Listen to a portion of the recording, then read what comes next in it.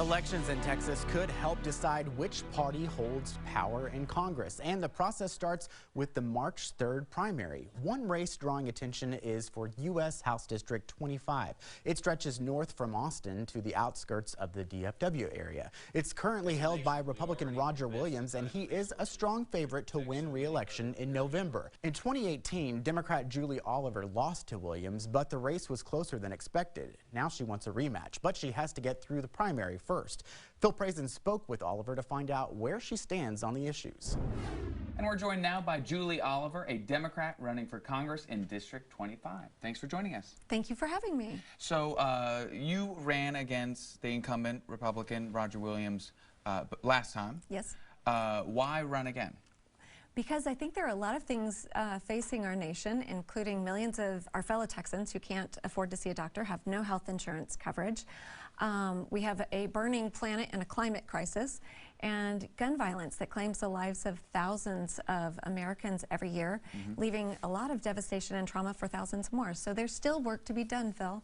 And did you learn anything from last time and not winning that you're doing differently this time?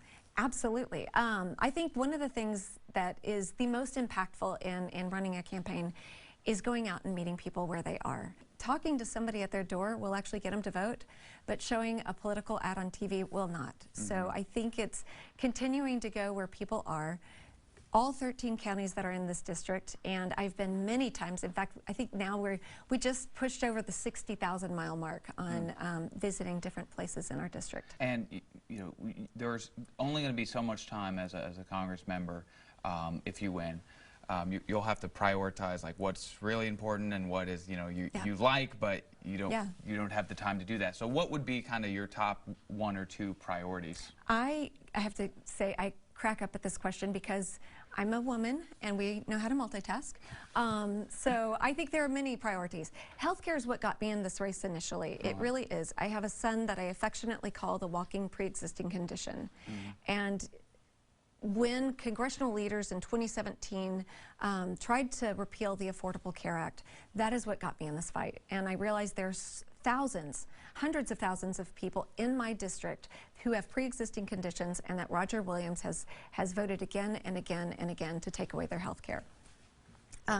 We do have to immediately address climate change. This is something that needs urgent attention. We are seeing the devastating effects, the costly effects of climate change, and we really need to reprioritize where we are spending our money. And that includes reallocating the billions of dollars in fossil fuel subsidies over to renewable energy. But then I would say third, we have these amazing ambitious ideas and priorities, but we also have the corrosive influence of big money in politics. And I am proud today to have earned the End Citizens United endorsement. Today is the 10-year anniversary of End Citizens, the Supreme Court decision of Citizens United.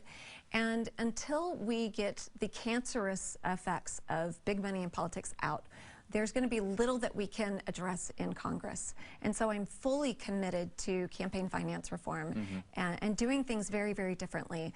I chose in 2017 to never take a dime of PAC money because I want people to know that I'm out there advocating for my community and not for special interests behind closed doors.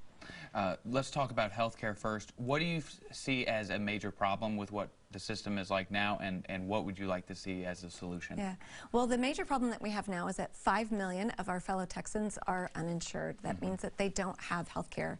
So when I hear the arguments of, well, we could never afford universal health care, we could never afford single payer, we're already paying for it, and we're paying far more for it because we do not have single payer in America. When folks are sick, when they can't see doctors, they end up in ERs. And I have a 15-year-long healthcare finance career. I worked for St. David's for 15 years, and that's exactly what happens. Folks get sick, they have chronic conditions, they end up in our ER.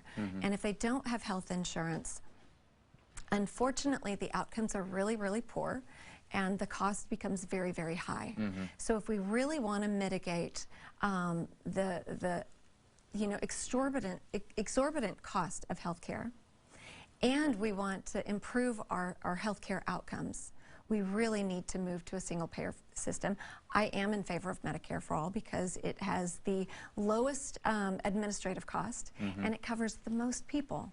And so you can kill two birds with one stone. You can curb healthcare costs and improve outcomes for everybody. And then for campaign finance, I mean, with Citizens United saying, you know, money is speech and you can't, you know, put guardrails or many guardrails. You can't stop people from spending their money in these campaigns. So how do you tackle that? Because, I mean, would you have to change it through the Constitution, or is there a law that you would like to see passed? A constitutional amendment would be one mechanism to overturn Citizens United. But again, drawing on my tax background, what I would like to see is, I call it the corporate PAC tax.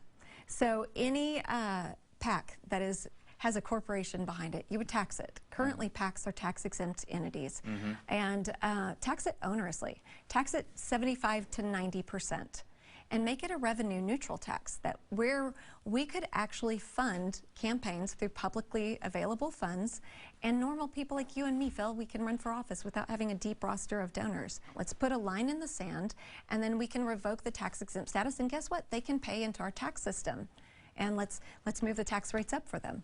All right. Well, I appreciate your time. Julie Oliver, Democrat running in Texas 25. Thanks for coming by. I appreciate it. Thank you, Phil. Thank you.